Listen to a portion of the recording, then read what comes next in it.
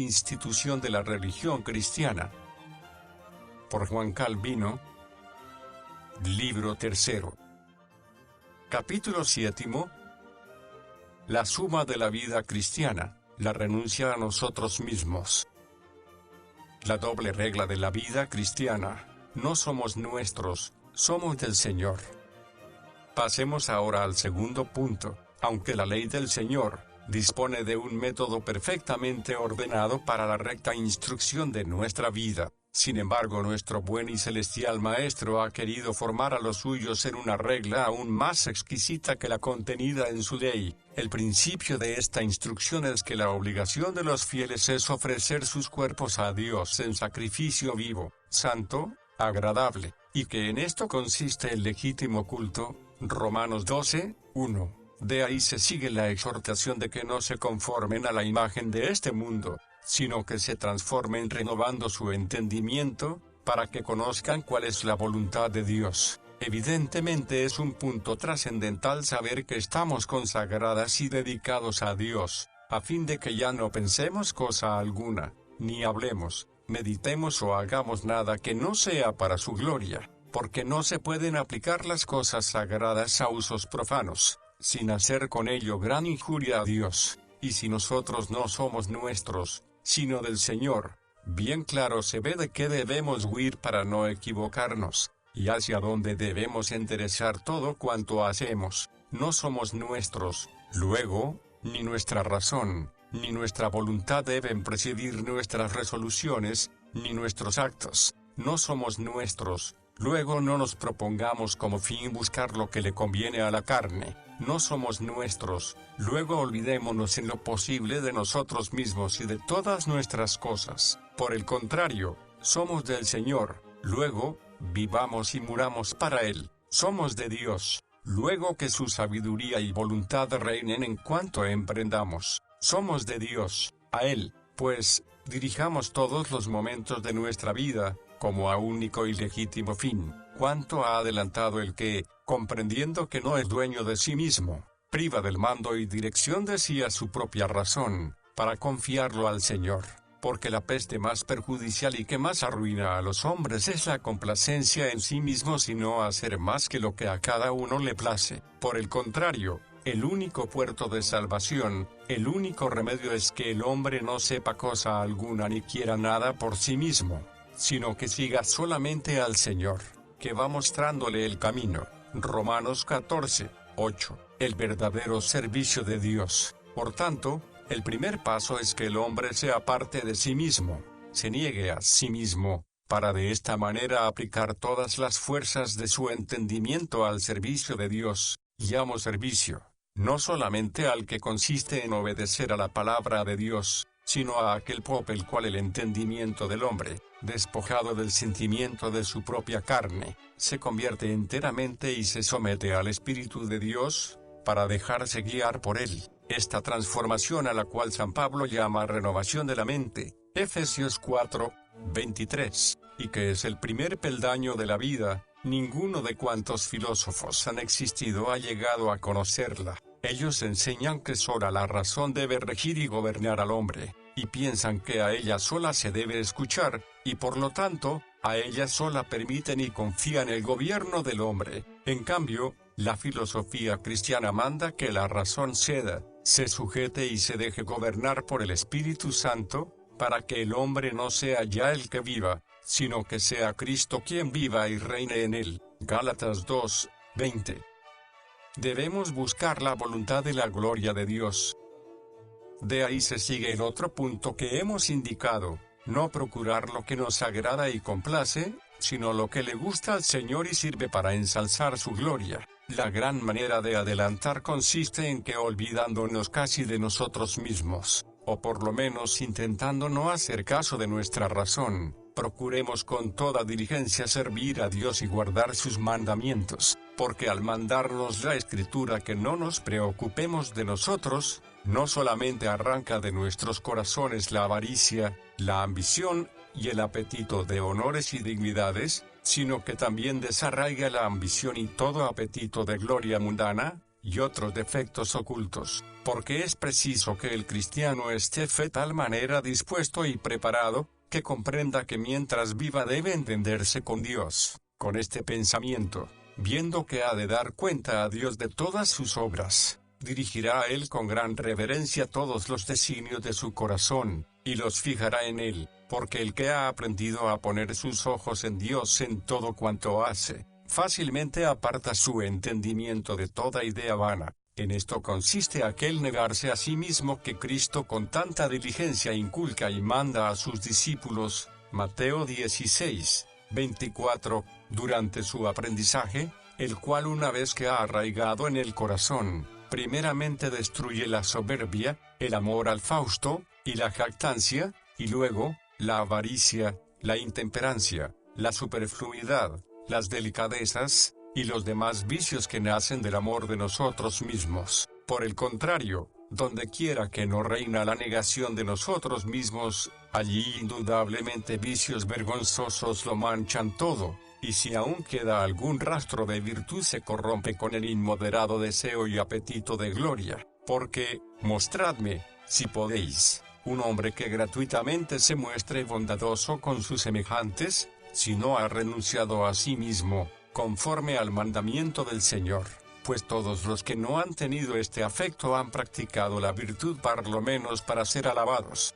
y entre los filósofos, los que más insistieron en que la virtud ha de ser apetecida por sí misma, se llenaron de tanta arrogancia, que bien se ve que desearon tanto la virtud para tener motivo de ensoberbecerse, y tan lejos está Dios de darse por satisfecho con esos ambiciosos que, según suele decirse, beben los vientos para ser honradas y estimados del pueblo, o con los orgullosos que presumen de sí mismos, que afirma que los primeros ya han recibido su salario en esta vida, y los segundos están más lejos del reino de los cielos que los publicanos y las rameras. Pero aún no hemos expuesto completamente cuántos y cuán grandes obstáculos impiden al hombre dedicarse a obrar bien mientras que no ha renunciado a sí mismo, pues es muy verdad aquel dicho antiguo, según el cual en el alma del hombre se oculta una infinidad de vicios, y no hay ningún otro remedio, sino renunciar a nosotros mismos, no hacer caso de nosotros mismos,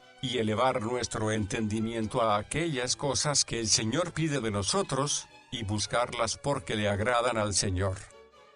Debemos huir de la impiedad y los deseos mundanos.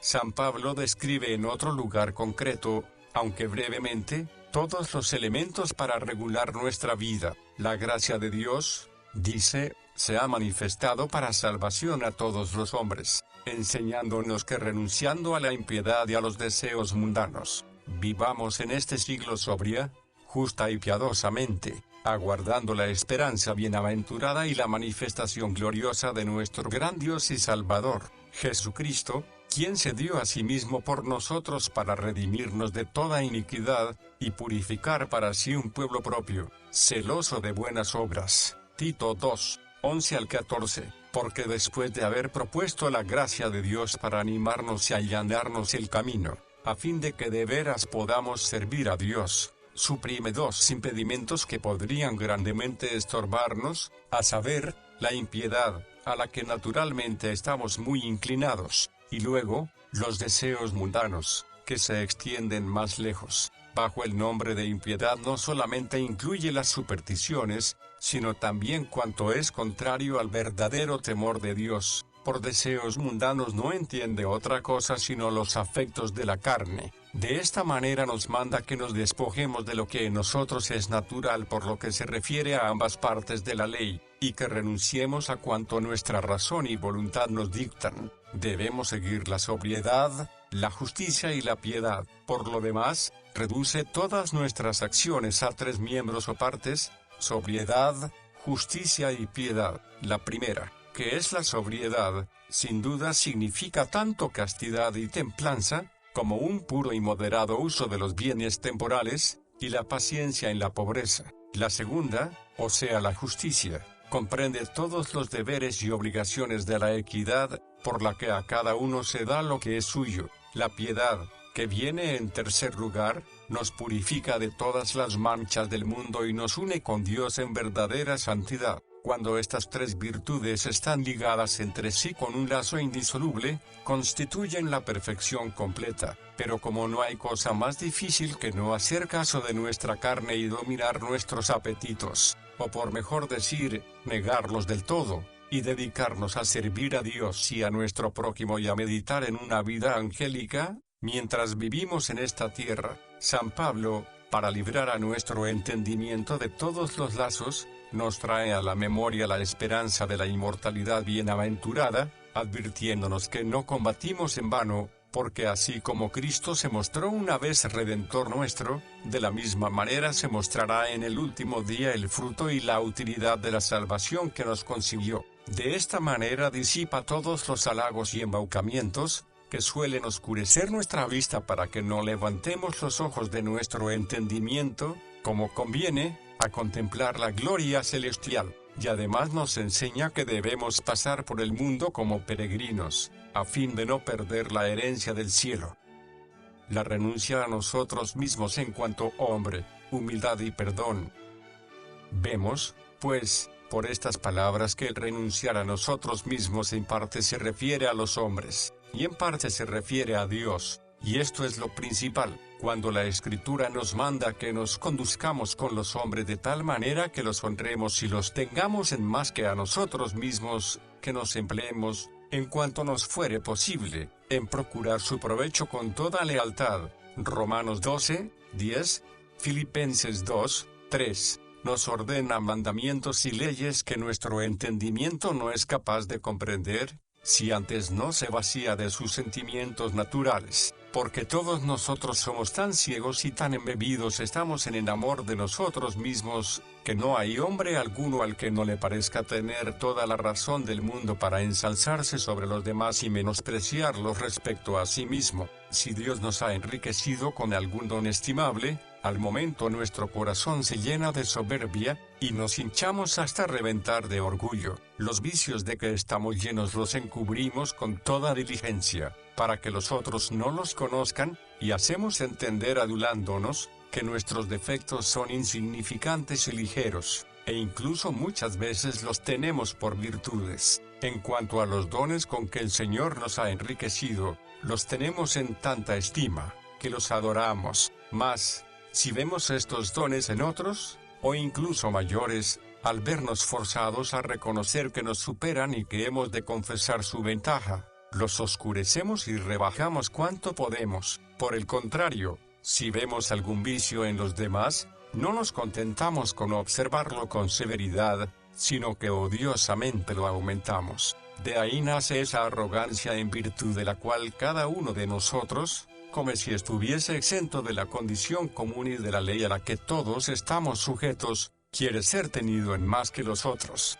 y sin exceptuar a ninguno, menosprecia a todo el mundo y de nadie hace caso, como si todos fuesen inferiores a él. Es cierto que los pobres ceden ante los ricos, los plebeyos ante los nobles, los criados ante los señores, los indoctos ante los sabios. Pero no hay nadie que en su interior no tenga una cierta opinión de que excede a los demás. De este modo cada uno adulándose a sí mismo, mantiene una especie de reino en su corazón, atribuyéndose a sí mismo las cosas que le agradan, juzga y censura el genio y las costumbres de los demás, y si se llega a la disputa, enseguida deja ver su veneno, porque sin duda hay muchos que aparentan mansedumbre y modestia cuando todo va a su gusto. Pero, ¿quién es el que cuando se siente pinchado y provocado guarda el mismo continente modesto y no pierde la paciencia? No hay, pues, más remedio que desarraigar de lo íntimo del corazón esta peste infernal de engrandecerse a sí mismo y de amarse desordenadamente, como lo enseña también la Escritura. Según sus enseñanzas, los dones que Dios nos ha dado hemos de comprender que no son nuestros, pues son mercedes que gratuitamente Dios nos ha concedido, y que si alguno se ensoberbece por ellos, demuestra por lo mismo su ingratitud. ¿Quién te distingue? Dice San Pablo, ¿o qué tienes que no hayas recibido? Y si lo recibiste, ¿por qué te glorias como si no lo hubieras recibido? Por otra parte, al reconocer nuestros vicios, deberemos ser humildes. Con ello no quedará en nosotros nada de que gloriamos, más bien encontraremos materia para rebajarnos. Se nos manda también que todos los bienes de Dios que vemos en nosotros los tengamos en tal estima y aprecio, que por ellos estimemos y honremos a aquellos que los poseen, porque sería gran maldad querer despojar a un hombre del honor que Dios le ha conferido. En cuanto a sus faltas se nos manda que las disimulemos y cubramos, y no para mantenerlas con adulaciones, sino para no insultar ni escarnecer por causa de ellas a quienes cometen algún error, puesto que debemos amarlos y honrarlos. Por eso no solamente debemos conducirnos modesta y moderadamente con cuantos tratemos, sino incluso con dulzura y amistosamente, pues jamás se podrá llegar por otro camino a la verdadera mansedumbre, sino estando dispuesto de corazón a rebajarse a sí mismo y a ensalzar a los otros. El servicio al prójimo en el amor y la comunión mutuas. Y cuánta dificultad encierra el cumplimiento de nuestro deber de buscar la utilidad del prójimo. Ciertamente, si no dejamos a un lado el pensamiento de nosotros mismos, y nos despojamos de nuestros intereses, no haremos nada en este aspecto, porque, como llevaremos a cabo las obras que San Pablo nos enseña que son de caridad, si no hemos renunciado a nosotros mismos para consagrarnos al servicio de nuestros hermanos? El amor, dice, es sufrido, es benigno, el amor no tiene envidia, el amor no es jactancioso, no se envanece, no es indecoroso, no busca lo suyo, no se irrita. Primera de Corintios 13, 4-7. Si solamente se nos mandase no buscar nuestro provecho, aún entonces no sería poco el esfuerzo que tendríamos que hacer, pues de tal manera nos lleva nuestra naturaleza a amarnos a nosotros mismos, que no consiente fácilmente que nos despreocupemos de nosotros para atender al provecho del prójimo, o por mejor decir, no nos consiente perder de nuestro derecho para que otros gocen de él. Sin embargo, la Escritura, para inducirnos a ello, nos advierte que todos cuantos bienes y mercedes hemos recibido de Dios, nos han sido entregados con la condición de que contribuyamos al bien común de la Iglesia, y por tanto, que el uso legítimo de todos estos bienes lleva consigo comunicarlos amistosa y liberalmente con nuestro prójimo. Ninguna regla más cierta ni más sólida podía imaginarse para mantener esta comunicación, que cuando se nos dice que todos los bienes que tenemos nos los ha dado Dios en depósito, y que los ha puesto en nuestras manos con la condición de que usemos de ellos en beneficio de nuestros hermanos. Y aún va más allá la Escritura. Compara las gracias y dones de cada uno a las propiedades de los diversos miembros del cuerpo humano. Ningún miembro tiene su facultad correspondiente en beneficio suyo, sino para el servicio de los otros miembros, y no saca de ello más provecho que el general, que repercute en todos los demás miembros del cuerpo. De esta manera el fiel debe poner al servicio de sus hermanos todas sus facultades, no pensando en sí mismo, sino buscando el bien común de la Iglesia. Primera de Corintios 12:12. Por tanto, al hacer bien a nuestros hermanos y mostrarnos humanitarios, tendremos presente esta regla, que de todo cuanto el Señor nos ha comunicado con lo que podemos ayudar a nuestros hermanos, somos dispensadores, que estamos obligados a dar cuenta de cómo lo hemos realizado, que no hay otra manera de dispensar debidamente lo que Dios ha puesto en nuestras manos,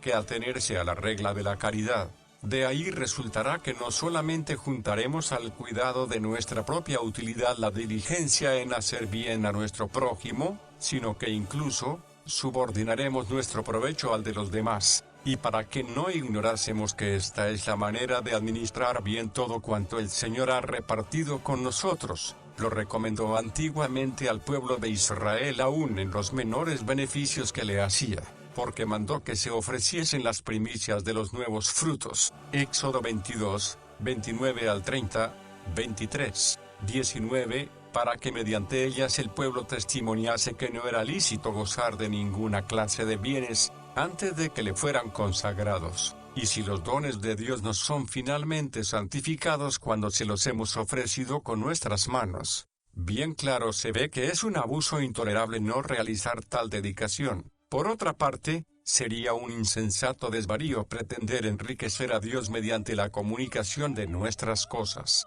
Y puesto que, como dice el profeta, nuestra liberalidad no puede subir hasta Dios, Salmos 16, 3. Esta liberalidad debe ejercitarse con sus servidores que viven en la tierra. Por este motivo las limosnas son comparadas a ofrendas sagradas. Hebreos 13, 16. Segunda de Corintios 9, 5.12, para demostrar que son ejercicios que ahora corresponden a las antiguas observancias de la ley. Nos debemos a todos, incluso a nuestros enemigos. Además de esto, a fin de que no desfallezcamos en hacer el bien, lo que de otra manera sucedería necesariamente enseguida, debemos recordar lo que luego añade el apóstol: el amor es sufrido, es benigno. Primera de Corintios 13, 4. El Señor, sin excepción alguna, nos manda que hagamos bien a todos, aunque la mayor parte de ellos son completamente indignos de que se les haga beneficio alguno, si hubiera que juzgarlos por sus propios méritos. Pero aquí la Escritura nos presenta una excelente razón, que no debemos considerar en los hombres más que la imagen de Dios, a la cual debemos toda honra y amor, y singularmente debemos considerarla en los de la familia de la fe. Gálatas 6, 10, en cuanto es en ellos renovada y restaurada por el Espíritu de Cristo. Por tanto, no podemos negarnos a prestar ayuda a cualquier hombre que se nos presentare necesitado de la misma. Responderéis que es un extraño. El Señor mismo ha impreso en él una marca que nos es familiar, en virtud de la cual nos prohíbe que menospreciemos a nuestra carne. Isaías 58, 7. Diréis que es un hombre despreciable y de ningún valor. El Señor demuestra que lo ha honrado con su misma imagen. Si alegáis que no tenéis obligación alguna respecto a él, Dios ha puesto a este hombre en su lugar, a fin de que reconozcamos, favoreciéndole, los grandes beneficios que su Dios nos ha otorgado. Replicaréis que este hombre no merece que nos tomemos el menor trabajo por él, pero la imagen de Dios, que en él debemos contemplar, y por consideración a la cual hemos de cuidarnos de él, sí merece que arriesguemos cuanto tenemos y a nosotros mismos, incluso cuando él, no solamente no fuese merecedor de beneficio alguno de nuestra parte, sino que además nos hubiese colmado de injurias y nos hubiera causado todo el mal posible. Ni siquiera esto es razón suficiente para dejar de amarlo y de hacerle los favores y beneficios que podamos. Y si decimos que ese hombre no merece más que daño por parte nuestra, ¿qué merece el Señor, que nos manda perdonar a este hombre todo el daño que nos ha causado, y lo considera como hecho a sí mismo? Lucas 17, 3, Mateo 6, 14, 18, 35. En verdad no hay otro camino para conseguir amar a los que nos aborrecen, devolver bien por mal, desear toda clase de venturas a quienes hablan mal de nosotros, puesto que no solamente es difícil a la naturaleza humana, sino del todo opuesto a ella, que recordar que no hemos de pensar en la malicia de los hombres, sino que hemos de considerar únicamente la imagen de Dios. Ella con su hermosura y dignidad puede conseguir disipar y borrar todos los vicios que podrían impedirnos amarlos. La verdadera caridad procede del corazón. Así pues, esta mortificación se verificará en nuestro corazón, cuando hubiéremos conseguido entera y perfecta caridad, y la poseerá verdaderamente aquel que no solo cumpliere todas las obligaciones de la caridad, sin omitir alguna, sino que además hiciere cuanto inspira el verdadero y sincero afecto del amor, porque puede muy bien suceder que un hombre pague íntegramente cuanto debe a los demás, por lo que respecta al cumplimiento externo del deber, y sin embargo, esté muy lejos de cumplido como debe, porque hay algunos que quieren ser tenidos por muy liberales, y sin embargo no dan cosa alguna sin echado en cara, o con la expresión de su cara o con alguna palabra arrogante, y hemos llegado a tal grado de desventura en este nuestro desdichado tiempo, que casi la mayor parte de la gente no sabe hacer una limosna sin afrentar al que la recibe, perversidad intolerable, incluso entre paganos. Ahora bien, el Señor quiere que los cristianos vayan mucho más allá que limitarse a mostrarse afables, para hacer amable con su dulzura y humanidad el beneficio que se realiza. Primeramente deben ponerse en lugar de la persona que ven necesitada de su ayuda y favor, que se conduelan de sus trabajos y necesidades, como si ellos mismos las experimentasen y padeciesen, y que se sientan movidos a remediadas con el mismo afecto de misericordia que si fuesen suyas propias. El que con tal ánimo e intención estuviere dispuesto a ayudar a sus hermanos, no afeará su liberalidad con ninguna arrogancia o reproche, ni tendrá en menos al hermano que socorre, por encontrarse necesitado, ni querrá subyugado como si le estuviera obligado, ni más ni menos que no ofendemos a ninguno de nuestros miembros cuando están enfermos, sino que todos los demás se preocupan de su curación, ni se nos ocurre que el miembro enfermo esté particularmente obligado a los demás, a causa de la molestia que se han tomado por él, porque lo que los miembros se comunican entre sí no se tiene por cosa gratuita, sino como pago de lo que se debe por ley de naturaleza, y no se podría negar sin ser tachado de monstruosidad. De este modo conseguiremos también no creernos ya libres, y que podemos desentendernos por haber cumplido alguna vez con nuestro deber, como comúnmente se suele pensar, porque el que es rico cree que después de haber dado algo de lo que tiene puede dejar a los demás las otras cargas, como si él ya hubiera cumplido y pudiera desentenderse de ellas. Por el contrario, cada uno pensará que de todo cuanto es, de todo cuanto tiene y cuanto vale es deudor para con su prójimo, y por tanto, que no debe limitar su obligación de hacerles bien, excepto cuando ya no le fuere posible y no dispusiere de medios para ello, los cuales, hasta donde pueden alcanzar, han de someterse a esta ley de la caridad. La renuncia de nosotros mismos respecto a Dios.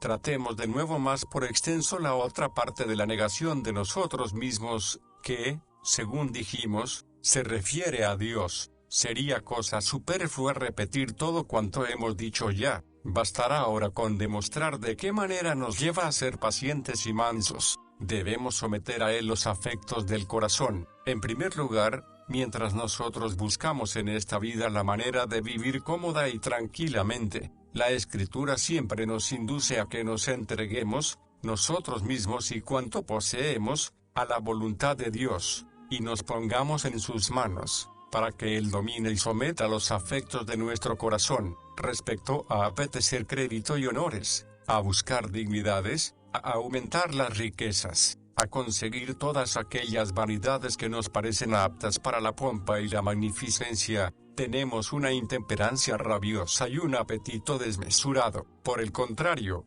sentimos un miedo exagerado de la pobreza, de la insignificancia y la ignominia, y las aborrecemos de corazón, y por eso procuramos todos los medios posibles de huir de ellas. Esta es la razón de la inquietud que llena la mente de todos aquellos que ordenan su vida de acuerdo con su propio consejo, de las astucias de que se valen, de todos los procedimientos que cavilan y con los que se atormentan a fin de llegar a donde su ambición y avaricia los impulsa, y de esta manera escapar a la pobreza y a su humilde condición. Solo la bendición debe bastarnos. Por eso los que temen a Dios, para no enredarse en estos lazos, guardarán las reglas que siguen. Primeramente no apetecerán ni espetarán, ni intentarán medio alguno de prosperar, sino por la sola bendición de Dios, y, en consecuencia, descansarán y confiarán con toda seguridad en ella, porque, por más que le parezca a la carne que puede bastarse suficientemente a sí misma,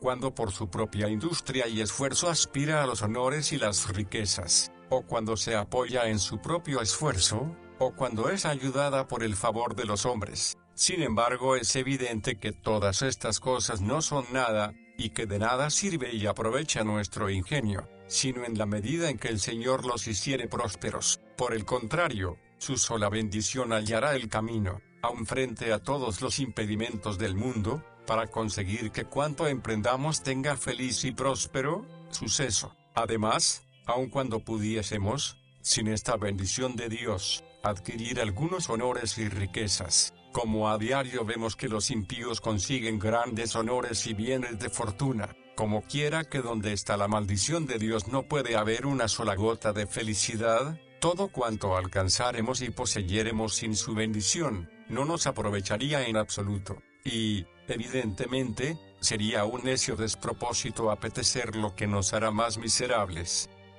La certeza de que Dios bendice y hace que todo concurra a nuestra salvación, modera todos nuestros deseos. Por tanto, si creemos que el único medio de prosperar y de conseguir feliz éxito consiste en la sola bendición de Dios, y que sin ella nos esperan todas las miserias y calamidades, solo queda que desconfiemos de la habilidad y diligencia de nuestro propio ingenio, que no nos apoyemos en el favor de los hombres, ni confiemos en la fortuna, ni aspiremos codiciosamente a los honores y riquezas. Al contrario, que tengamos de continuo nuestros ojos puestos en Dios, a fin de que, guiados por Él, lleguemos al estado y condición que tuviera bien concedernos. De ahí se seguirá que no procuraremos por medios ilícitos, ni con engaños, malas artes o violencias y con daño del prójimo, conseguir riquezas, ni aspirar a los honores y dignidades de los demás, sino que únicamente buscaremos las riquezas que no nos apartan de la conciencia, porque, ¿quién puede esperar el favor de la bendición de Dios, para cometer engaños, rapiñas y otras injusticias? Como quiera que ella no ayuda más que a los limpios de corazón y a los que cuidan de hacer el bien. El hombre que la desea debe apartarse de toda maldad y mal pensamiento. Además, ella nos servirá de freno, para que no nos abracemos en la codicia desordenada de enriquecernos, y para que no anhelemos ambiciosamente honores y dignidades, porque, ¿con qué desvergüenza confiará uno en que Dios le va a ayudar y asistir para conseguir lo que desea, contra su propia palabra, lejos de Dios que lo que Él con su propia boca maldice, lo haga prosperar con la asistencia de su bendición? Finalmente, cuando las cosas no sucedan conforme a nuestros deseos y esperanzas, esta consideración impedirá que caigamos en la impaciencia, y que maldigamos del estado y condición en que nos encontramos, por miserable que sea. Ello sería murmurar contra Dios, por cuyo arbitrio y voluntad son dispensadas las riquezas y la pobreza, las humillaciones y los honores. En suma, todo aquel que descansare en la bendición de Dios, según se ha expuesto, no aspirará por malos medios ni por malas artes a ninguna de cuantas cosas suelen los hombres apetecer desenfrenadamente, ya que tales medios no le servirían de nada. Si alguna cosa le sucediera felizmente, no la atribuirá a sí mismo, a su diligencia, habilidad y buena fortuna, sino que reconocerá a Dios como autor y a Él se lo agradecerá. Por otra parte, si ve que otros florecen, que sus negocios van de bien en mejor, y en cambio sus propios asuntos no prosperan, o incluso van a menos, no por ello dejará de sobrellevar pacientemente su pobreza, y con más moderación que lo haría un infiel que no consiguiera las riquezas que deseaba, porque el creyente tendría un motivo de consuelo, mayor que el que pudiera ofrecerle toda la abundancia y el poder del mundo reunidos, al considerar que Dios ordena y dirige las cosas del modo que conviene a su salvación. Y así vemos que David, penetrado de este sentimiento, mientras sigue a Dios y se deja dirigir por él, afirma que es como un niño destetado de su madre, y que no ha andado en grandezas ni en cosas demasiado sublimes. Salmos 131, 2. 1. La abnegación nos permite aceptar todas las pruebas. Mas, no solamente conviene que los fieles guarden esta moderación y paciencia respecto a esta materia, sino que es necesario que la hagan extensiva a todos los acontecimientos que pueden presentarse en esta vida. Por ello, nadie ha renunciado a sí mismo como debe, sino el que tan totalmente se ha puesto en las manos del Señor, que voluntariamente consiente en que toda su vida sea gobernada por la voluntad y el beneplácito de Dios. Quien esté animado de esta disposición, suceda lo que suceda y vayan las cosas como fueren, jamás se considerará desventurado, ni se quejará contra Dios de su suerte y fortuna. Cuán necesario sea este sentimiento, se y claro considerando a cuántas cosas estamos expuestos. 1000 clases de enfermedades nos molestan a diario, ora nos persigue la peste, ora la guerra, ya el granizo y las heladas nos traen la esterilidad, y con ella la amenaza de la necesidad,